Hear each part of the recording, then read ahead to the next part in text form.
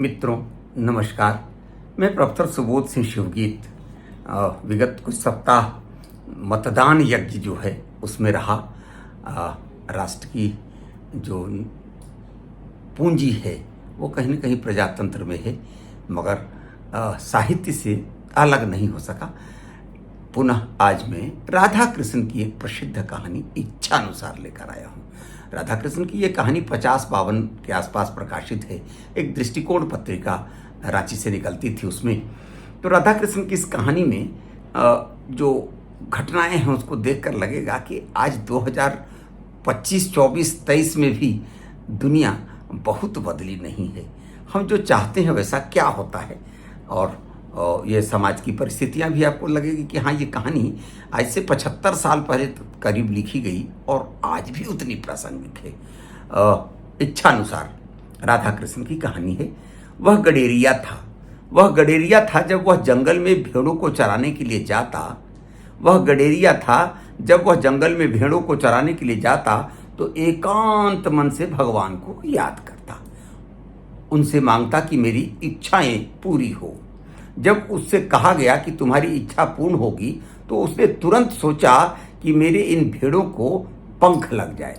भेड़ चराता था तो उसकी इच्छा हुई कि जब वरदान मिल गया कि जो इच्छा पूरी होगी, तो उसने मांगा, तुरंत सोचा कि मेरे इन भेड़ों को पंख लग जाए और वे आसमान में उड़ने लगे।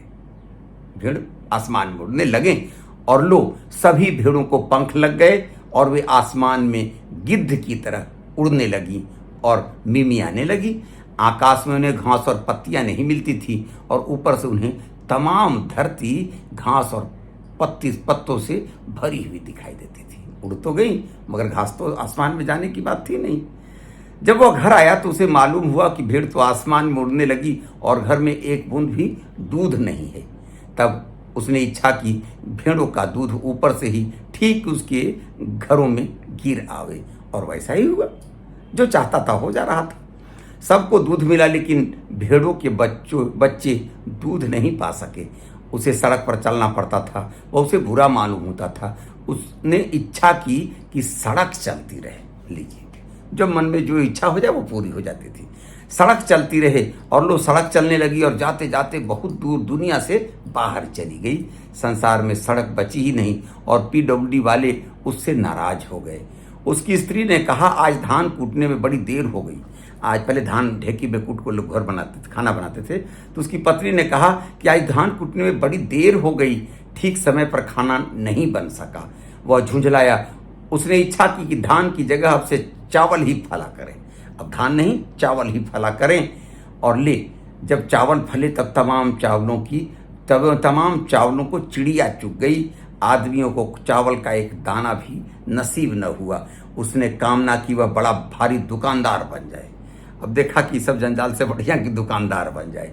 उसने कामना की कि वह बड़ा भारी दुकानदार बन जाए। तब बड़ी सी दुकान हो गई जिसमें मरकरी बल्ब की रोशनी होती थी, मगर ग्राहक नहीं होते थे। तब उसने इच्छा की कि अपना सारा सामान वही खरीद ले, और खरीद लिया। ये देखिए, जो आदमी की इच्छाएं तो कभी अंत होती नहीं है, इच्छाएं बढ़ती जा रही हैं उसकी। उसने अर्थशास्त्र और वाणिज्य का सारा संतुलन बिगड़ गया। लोग उसके नाम पर बुरा भला कहने लगे। समाचार पत्र वालों ने इस विषय पर संपादकीय टिप्पणियां लिखना शुरू कर दिया। तब उसने कहा कि लोटा सोटा हो जाए, और ऐसा हो गया और बड़ी गड़बड़ी हो गई। उसने कहा, मैं ही मालिक रहूं और मैं ही नौकर बन जाऊं। मैं ही मालिक रहूं और मैं ही नौकर बनूं। जब यह हो गया तब सवाल पैदा हुआ कि मालिक किस तरह आज्ञा दे और नौकर किस तरह आज्ञा का पालन करे।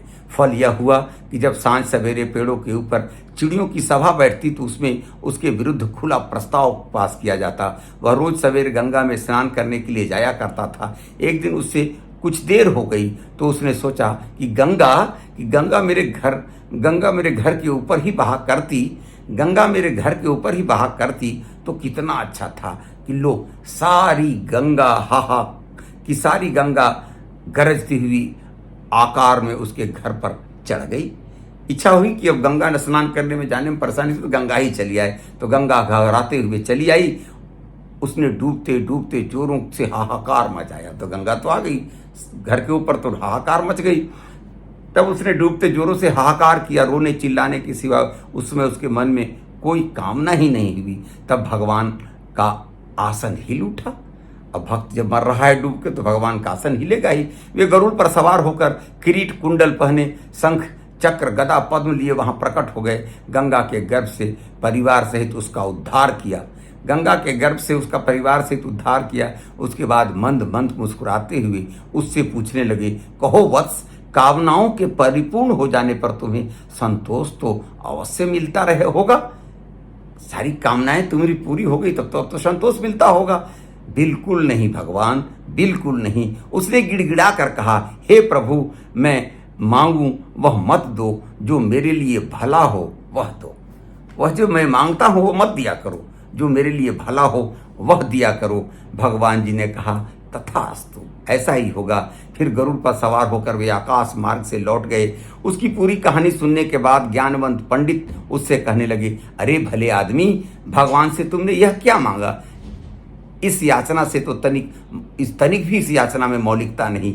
बहुत ही पुरातन समय के वैदिक काल में ऋषियों ने ऐसा मांगा था, यद मद्रत तन्नम आसुव, अर्थात कोई नहीं कुछ मांगी होती, कोई नई चीज मांगी होती। ये जो तुमने मांगा कि भगवान जो हमारे लिए जरूरी हो, ये तो ऋषियों ने यद तन्न आंसुआ के माध्यम से ऋषियों ने पहले ही मांगा है। तो ये तुमने क्या मांग लिया?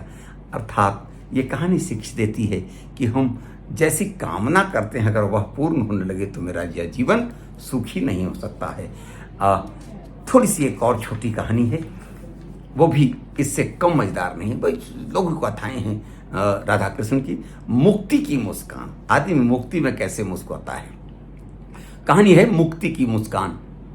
कई दिनों की अनाहार भूख और जीवन की निराशा ने जयंत को मुर्दे सा बना दिया था। जयंत नाम का आदमी है, कई दिन से भूखा है, इसलिए वो मुर्दे की तरह हो गया था।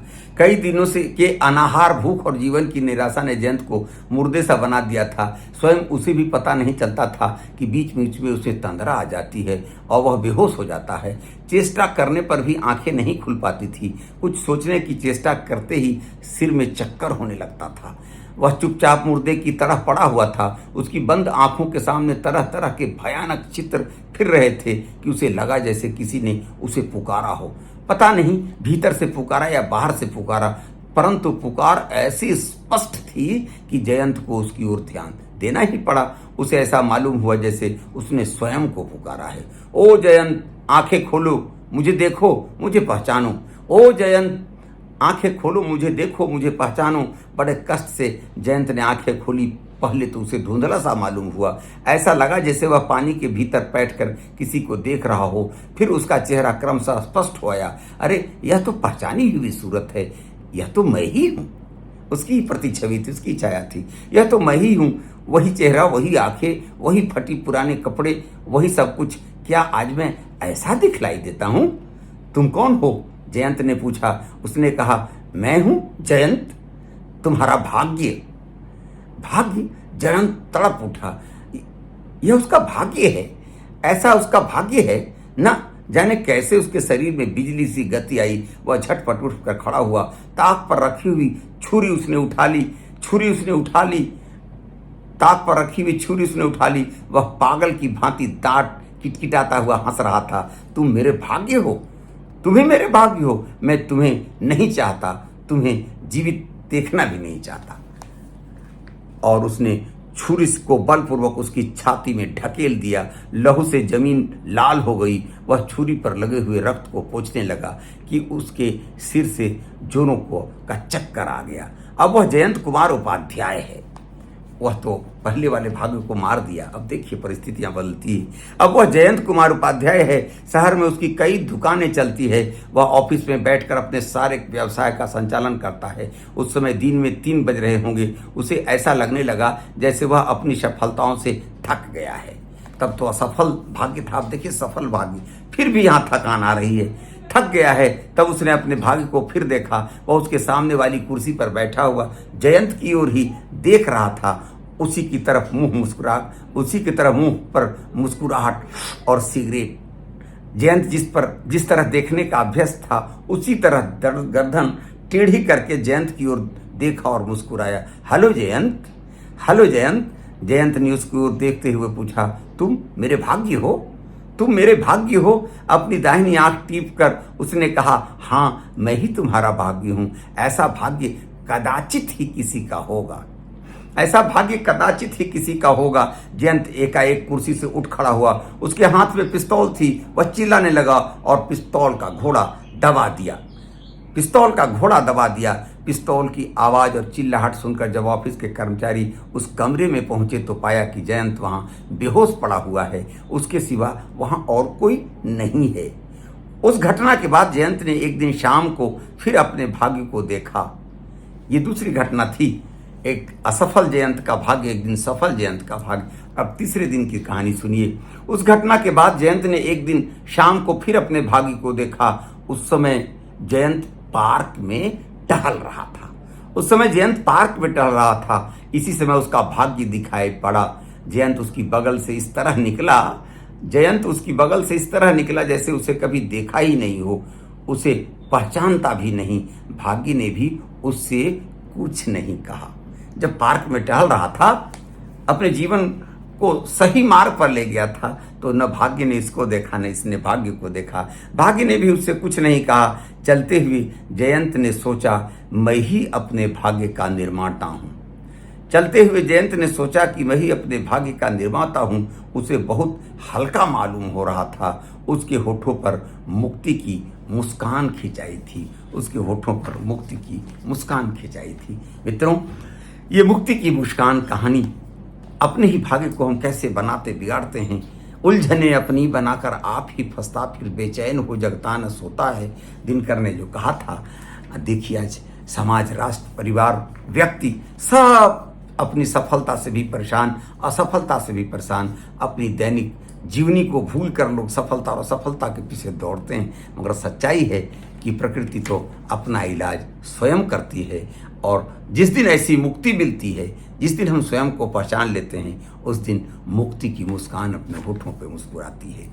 इच्छानुसार कहानी भी आपने सुनी कि हम अगर सब कुछ जैसा चाहते हैं वैसा मिल जाए, जैसा हमारे लिए जरूरी है ना मिलकर मेरी मर्जी के अनुसार मिले, तो भी दुनिया सुख के बजाय दुख भरी दुनिया हो जाएगी।